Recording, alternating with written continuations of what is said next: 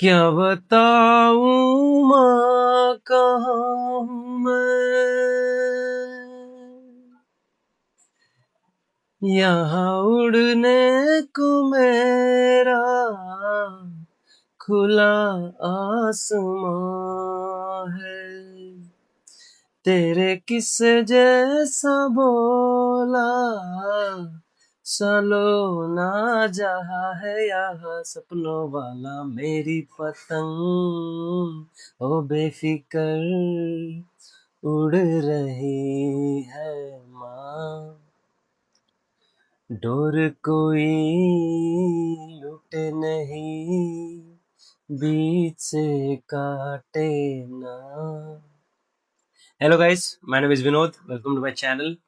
और अपना टारगेट है कि 100 LeetCode question easy to hard solve करना है। तो let's continue with that agenda.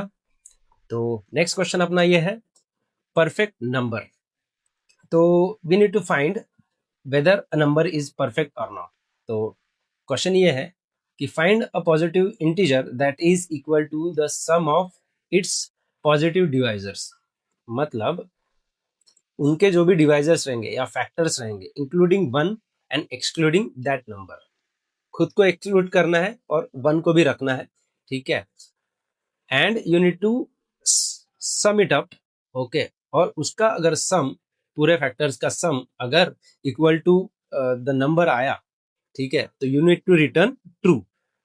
So that is the definition of perfect number. अगर वो सम इक्वल टू नंबर नहीं आया तो हमको फॉल्स रिटर्न करना है, ठीक है।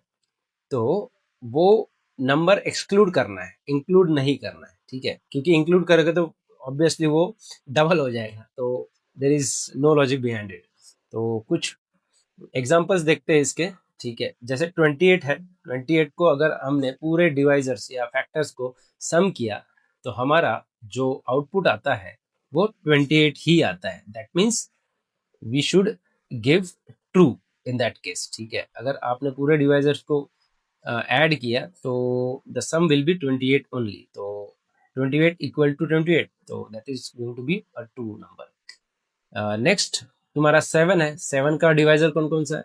1 है, और कोई नहीं है, ठीक है। तो 1 equal is not equal to 7, तो हमको फॉल्स रिटर्न करना है, ठीक है।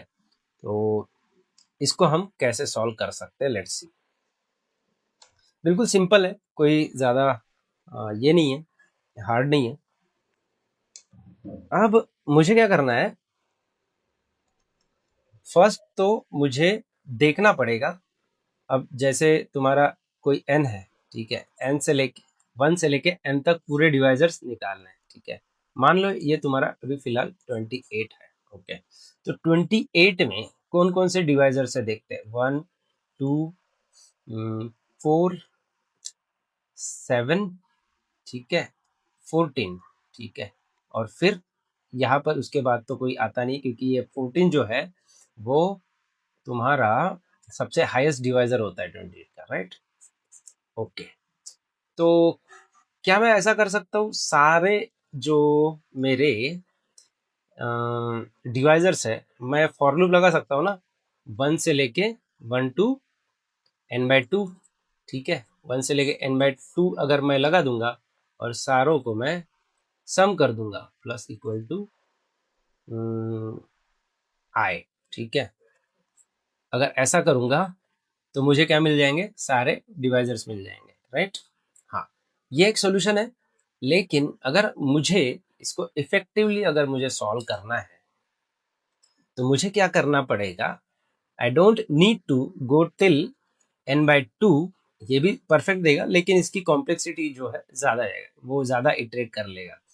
तो the best solution for this is to go from 2 to √n, ठीक है। √n तक जाना है हमें।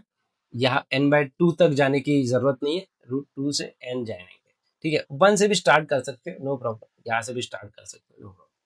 ओके।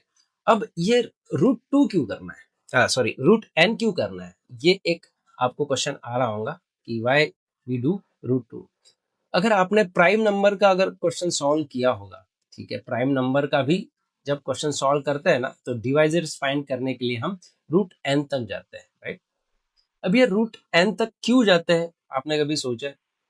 ठीक है, लेट मी एक्सप्लेन यू।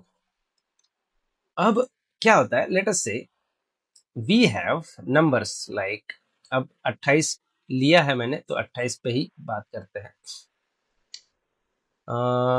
या एक काम करते हैं, एक स्क्वायर रूट ले लेते हैं, स्क्वायर वाला नंबर लेते हैं, 36 ले लेते हैं, ठीक है।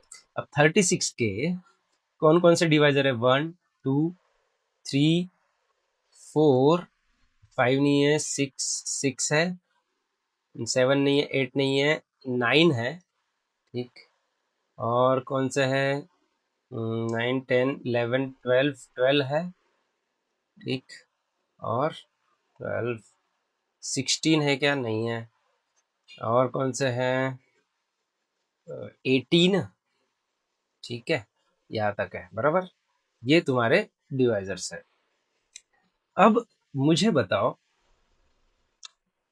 ये है तुम्हारा रूट एन, ठीक है, ये है रूट एन और 36। अब अगर मैं ये बोलूं कि मुझे रूट एन के पहले जो नंबर है वो उनकी कोई ना कोई जोड़ी होगी जिससे 36 बनता है, मतलब 6 × 6 36 बनता है, मतलब ये खुद का ही है। लेकिन 4 अगर ये यहाँ पर है तो उसका कॉम्प्लीमेंट्री नंबर होगा कोई ना कोई, जो मुझे 6 के आगे मिल जाएगा, ठीक है। 6 के आगे कौन सा मिलेगा? 9 मिलेगा। 3 के लिए कॉम्प्लीमेंट्री नंबर कौन सा है? 12 है, जिससे मुझे 36 मिल जाता है, ठीक है। 2 के लिए कॉम्प्लीमेंट्री नंबर कौन सा है? तुम्हारा 18 है, ठीक है, जिससे मुझे 36 मिल जाता है। तो अगर आप इसमें अगर आप पैटर्न देखोगे ना, अगर मुझे ये मिल जाएगा ना तो मुझे ये भी ऑब्वियसली मिल जाएगा। तो मुझे यहाँ तक जाने की जरूरत नहीं है, 18 तक जाने की जरूरत नहीं है, n/2 तक जाने की जरूरत नहीं है। मुझे बस अगर ये मिल गया ना तो मैं उसका कॉम्प्लीमेंट्री डायरेक्ट ऐसे भी निकाल सकता हूँ। अगर ये नंबर है डिवाइड बाय आई तो मुझे उसका कॉम्प्लीमेंट्री नंबर मिल जाता है, फॉर i = 4 ये मिल जाता है। तो इसीलिए मुझे ना यहाँ तक भी मैं अगर ट्रैवर्स करता हूँ ना तो मुझे सारे कॉम्प्लीमेंट्री नंबर्स इस तरह से मिल जाएंगे, ठीक है। और अगर आपको लग रहा होगा कि ये रूट एन से बड़े नंबर, ऐसा भी तो हो सकता है कि कॉम्प्लीमेंट्री जो है इसी साइड में रहे, ठीक है। तो ऐसा नहीं होगा। क्यों नहीं होगा? क्योंकि अगर रूट जो होता है ना, कोई भी रूट एन होता है ना, उसका कॉम्प्लीमेंट्री मतलब जो पेयर्स रहते हैं जिससे ये एन बनता है, रूट एन से जो छोटे रहेंगे, ठीक है, वो उसका कॉम्प्लीमेंट्री रूट एन से बड़े ही रहेंगे। नहीं समझ में आया? अब देखो, अगर मान लो कि ऐसा एक है, लेटर से ए और बी, इनका जो मल्टीप्लीकेशन है अगर एन बनता है, ठीक है, ऐसे मुझे पेयर फाइंड आउट करना है ना। तो अगर मैं ऐसा बोलता हूँ कि ए और बी दोनों रूट के आगे ही है, ठीक है, तो A is greater than root N और B is greater than root B, ऐसा बोला है, ठीक है। अगर मैं इन दोनों को मल्टीप्लाई करूँ इन एक्सप्रेशन का तो इस तरह से बन जाएगा, root N into root N, ठीक है। अगर मल्टीप्लीकेशन भी करता हूँ तो ये एक्सप्रेशन वैलिड है अभी भी, ठीक है। तो अब देखिए, अगर a into is greater then n, ठीक है, तो अगर मैं इन दोनों को मल्टीप्लाई करता हूँ तो n हो जाता है, और इन दोनों को मल्टीप्लाई a इंटू बी तो it gives be greater than n। तो ये जो मैंने अजम्पशन किया था ये तुम्हारा रॉन्ग हो जाएगा, ठीक है। तो इस वे से भी आप, फॉर्मूले से भी आप इसको प्रूव कर सकते हो कि कोई भी पेयर, ठीक है, रूट एन से एक तो छोटा रहेगा और एक पे एक एलिमेंट बड़ा रहेगा, ठीक है।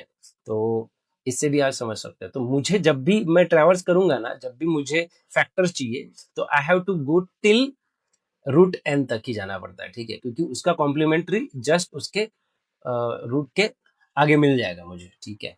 So therefore we don't need to traverse till n/2, we just need to traverse till root N और उसका कॉम्प्लीमेंट्री मुझे इस तरह से मिल जाएगा, इस तरह से, ठीक है। Okay, so now let's formulate how we can do it. ठीक है, तो मैं क्या करता हूँ, सम जो है ना उसको वन से ही चालू करता हूँ, क्योंकि already we are going to add one, तो हर बार मुझे वन ऐड करने की जरूरत नहीं, मैं इनिशियलाइज ही सम वन से करता हूँ। और ये आ जाएगा तुम्हारा 2 से लेके रूट एन तक। ठीक है, यहां से यहां तक जाएगा। अब मुझे क्या करना है, इफ तुम्हारा जो नंबर है डिविजिबल बाय आई, ठीक है, अगर ये डिविजिबल है तो मैं क्या करूंगा, सम के अंदर ऐड करते जाऊंगा। सम के अंदर क्या करूंगा, आई को भी ऐड करूंगा, और उसका कॉम्प्लीमेंट्री कैसे मिलेगा मुझे, सॉरी, नम डिवाइड बाय आई। ठीक है, तो ये दोनों एक साथ ऐड हो जाएंगे जब भी मैं ट्रेवर्स करूंगा। ठीक है, अब ये एक बार ऐड हो गए, तो अगर अगर मैं 36 की बात करूं, this is the perfect square, तो इसमें देखो जब ये 6 आएगा ना, तो 6 में 2 बार 6 ऐड हो जाएगा, है ना, 2 बार 6 ऐड हो जाएगा, क्योंकि 36 divide by 6 is equal to 6। तो यहाँ पर भी 6 आएगा, यहाँ पर भी 6 आएगा, जो मुझे नहीं चाहिए। दो दो बार नहीं ऐड करना है, एक ही बार ऐड करना है। तो स्क्वायर जब परफेक्ट स्क्वायर रहेगा ना, तो उस टाइम पे ये गलती हो सकती है। तो उसको नलीफाई करने के लिए मैं क्या करूंगा, I will take something like this. अगर I equal equal to root N है ना, तो मैं क्या करूंगा, सम के अंदर से एक माइनस कर दूंगा आई। ठीक है, जिससे मुझे एक ही बार 6 मिल जाएगा। ठीक है, तो अगर मैं इस तरह से करता हूं ना, so that will give me perfect sum. तो मैं क्या करूंगा, रिटर्न, अगर sum equal equal to num हो गया, तो अगर ये दोनों इक्वल हो गए तो that will obviously give me true value, अगर इक्वल नहीं रहे तो फॉल्स दे देगा।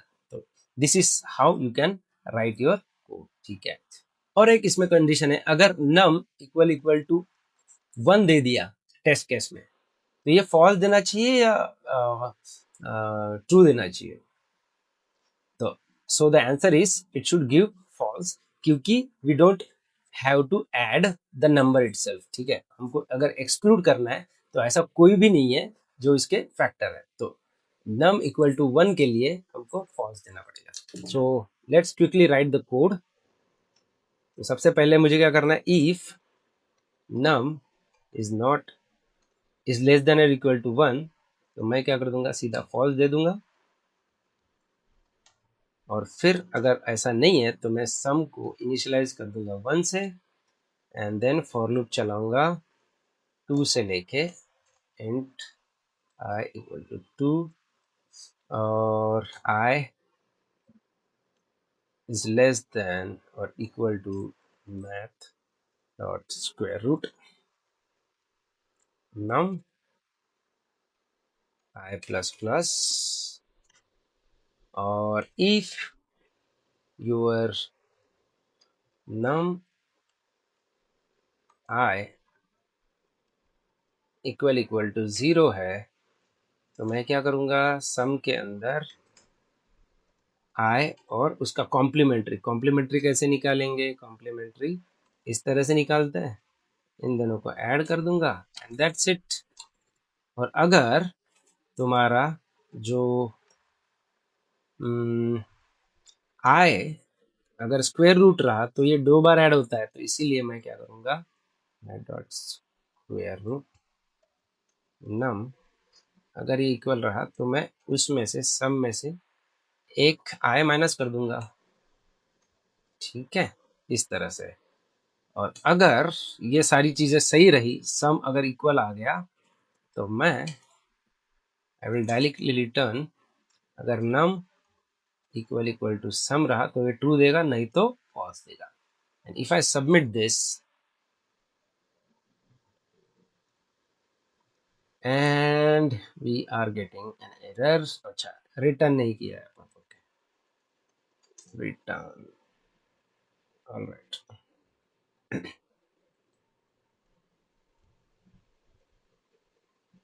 And here we go।